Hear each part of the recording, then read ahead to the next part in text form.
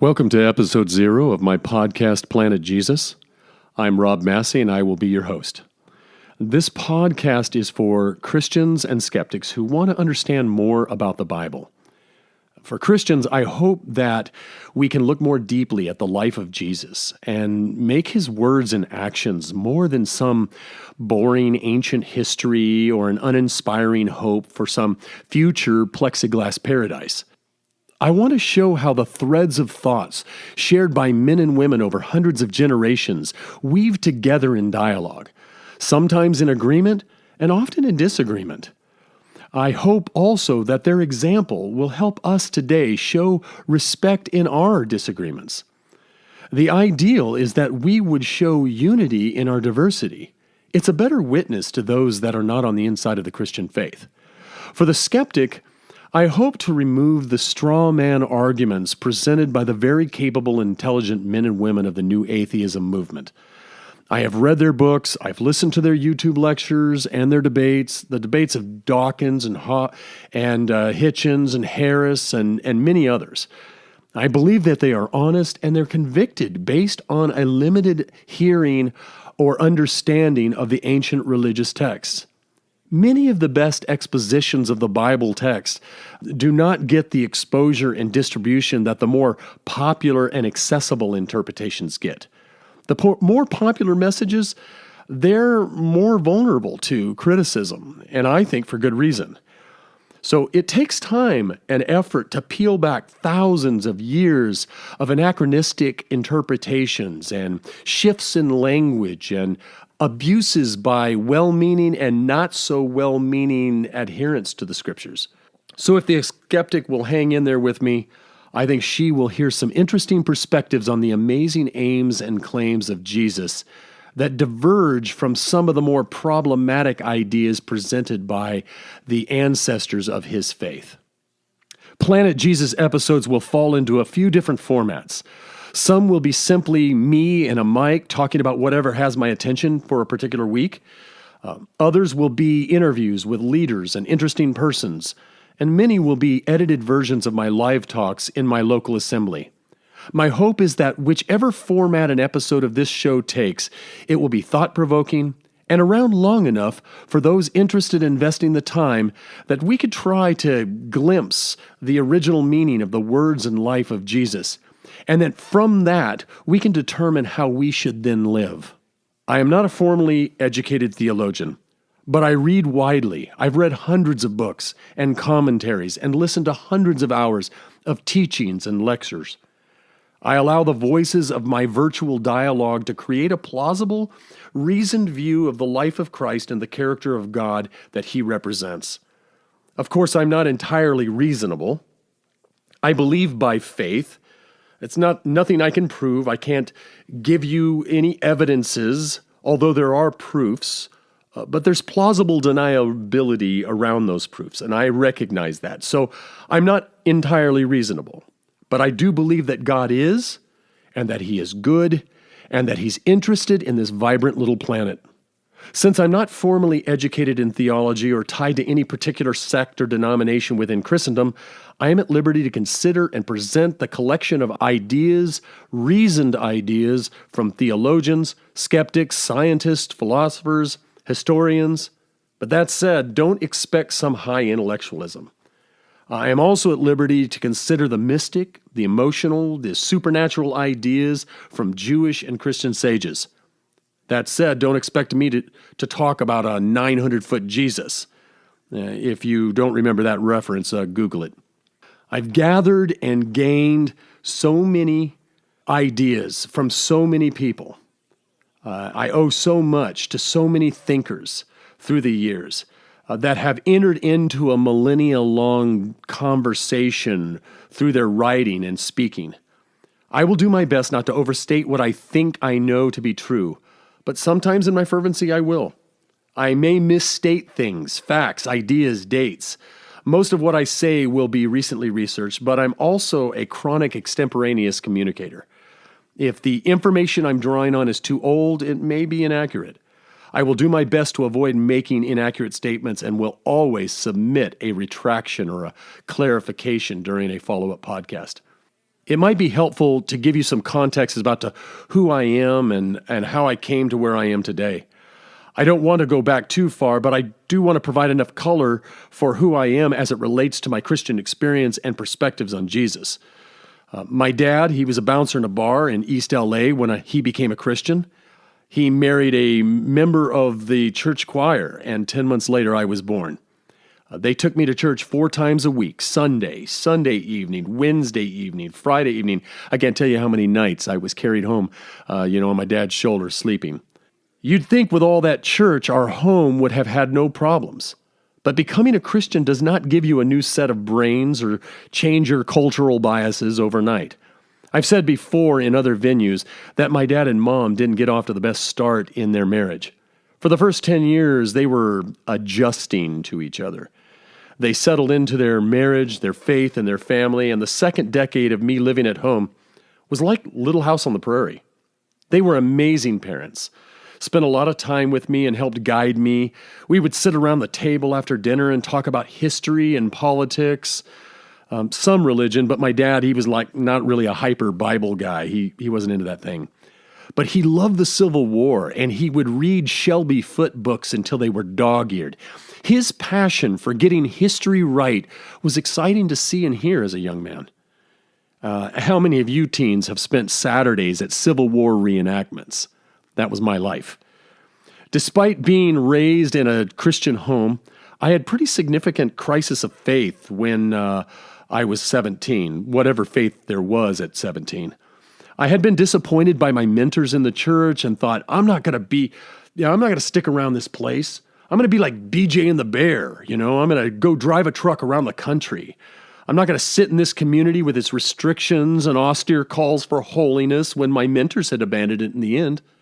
I expressed my concerns with my grandmother, and she made me a peanut butter and jelly sandwich and told me of her own experience of coming through hard times in her faith.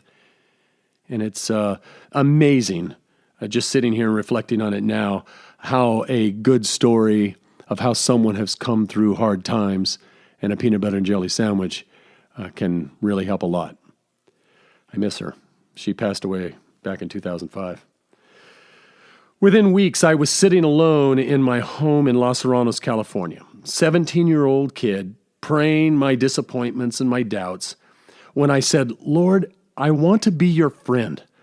Somewhere in my Christian-educated adolescent's mind, I remembered that Abraham was a friend of God. So I found my dad's Bible and I started looking at the headings for Abraham. If you don't know it, in the Bible, they'll give little subjects of what's going on those pages as you flip through. So I didn't have to go too far because Abraham was mentioned in the very first book of the Bible, Genesis, the book of Genesis, chapter 11.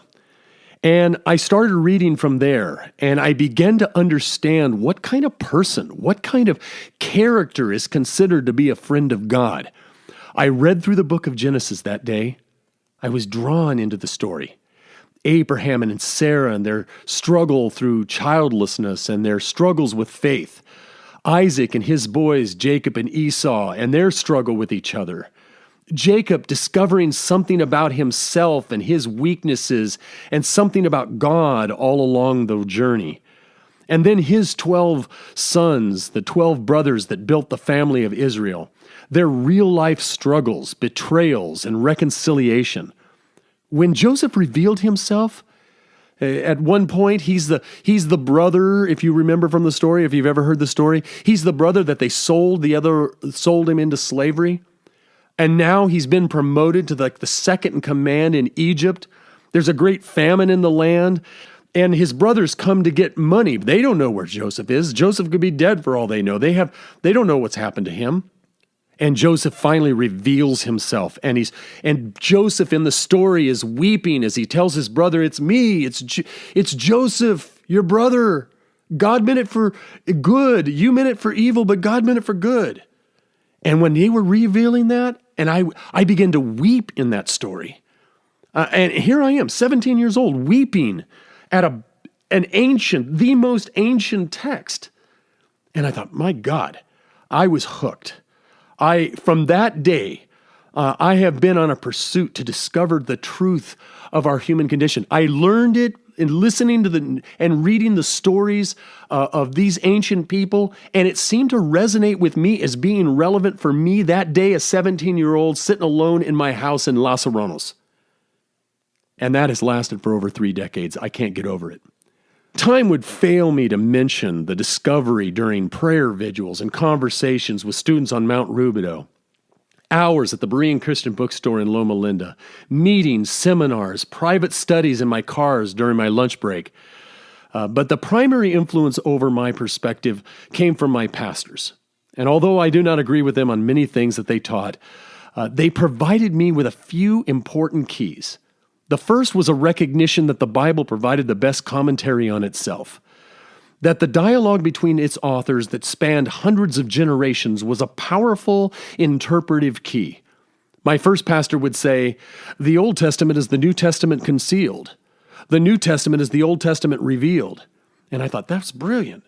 Only later I found that it was a quote from Augustine, the father of Catholicism. For him, a Sunday morning message was an hour and a half long, minimum. This fact leads me to the second important key that they taught me, the power of concentration. Staying with his thought for that long took some serious focus. I remember the first time I stayed with him through a full teaching. The subject was the 3 woes of Revelation in 8 and 9. Just thinking about it right now makes me laugh about the ridiculousness of this 17 or 18-year-old kid listening to the 3 woes of Revelation 8 and 9 and getting something out of it. My second pastor, also my father-in-law, expanded my view of the scope of the Jesus movement.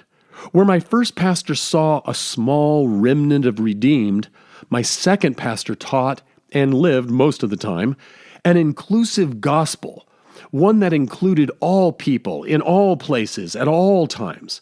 No one was too far from the mercy of God. He really took the Jesus as king idea seriously. He would listen to and consider all Christian perspectives. He took me to Kenneth Copeland meetings, various Christian seminars, regular Christian services, as diverse as that of the Churches of Christ and the Pentecostals. He introduced me to commentators, authors that expanded my perspective. On my 29th birthday, he gave me Peter Craigy's commentary on Deuteronomy. Until then, I had considered German and British Bible scholars to be backslidden. That was the term we used for nominal Christians. In my early perspective, most Christians fell into that category.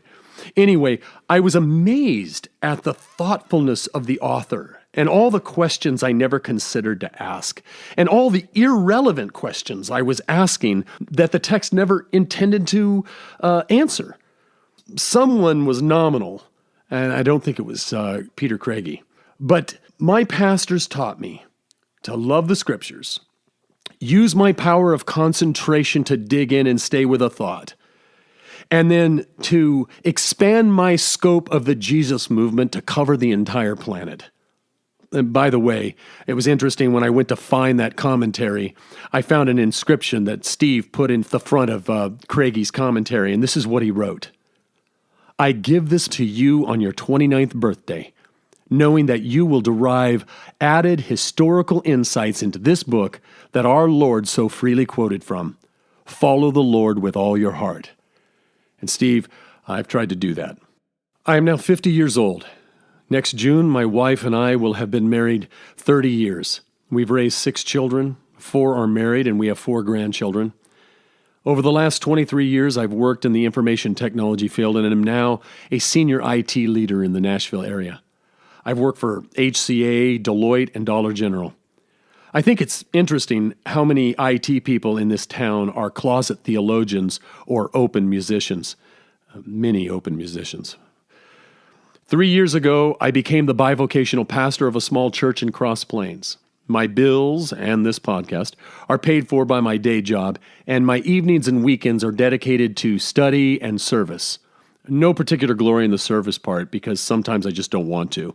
I'm an erudite by nature and would probably be content studying alone in my office. But I'm also an extrovert and need to communicate my thoughts for them to fully form. So on that point, this should be another clause in our host-listener agreement. and that is that my thoughts are not always fully baked until spoken and discussed. So I reserve the right to change my mind on any subject or passage based on any comments that you guys make. Not that is germane to this podcast, but regarding my education, I have a Management and Human Relations undergraduate degree from Trevecca Nazarene University and an MBA from Pepperdine University. Although my certifications have expired, I was a Microsoft Certified Systems Engineer and a Certified Novell Engineer. These accomplishments really only show that I can be taught. I hope this initial podcast gives you an idea of who I am and what kind of information I intend to share on this show. Over the next few weeks, I'll release a mix of new and archived content. Please visit my website at rob-massie.com. Leave comments, email me with questions, or make suggestions on how I can improve my communications. Thanks for listening.